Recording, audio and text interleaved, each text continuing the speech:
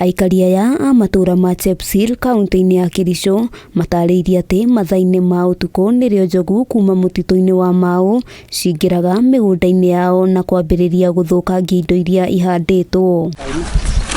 Matarĩirio ũyũ nĩ thĩna ũkoretwo ũmagũmĩire kwa ihinda, makiuga ona thengia wao kũhũra riboti kũrĩ ũrũgamĩrĩri wa mũtitũ ũyũ gũtirĩ ũteithio makoretwo makĩamũkĩra.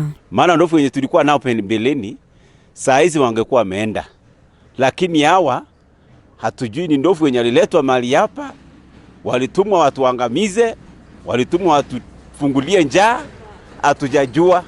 Na ndipo tunaomba kwa president penye anasikiza saa hizi atusaidie kabisa, maana hatuna vyakula vya kukula. Mahinyĩrĩirie rũhonge rwa kũrira nyamũ cia gĩthaka gwĩka mĩtũkĩ na kũiriga kũrĩa nyamũ ici ingĩkorwo iragerera, kuona iracũngĩrĩria arĩmi gũtara hathara, rĩu makĩendekithia rũhonge rũrũ rũkorwo rũkĩrĩha andũ arĩa mĩgũnda yao yanangĩtwo. Iwekwe fence, live fence.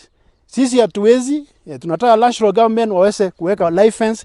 Alafu kama CFA tunasema we are cooperating with the government. Hamwe noguo maugĩte maraikara na wagagu wa gũtharĩkĩrwo nĩ njogu icio mĩciĩ-inĩ yao, kũrĩa mahoete thirikari kũingĩrĩra ndeto ĩno. Uwezi ukakawia mahali ifike saa 1 usiku, hautakuwa na amani, maana wanatembea mapema, wanatoka mapema.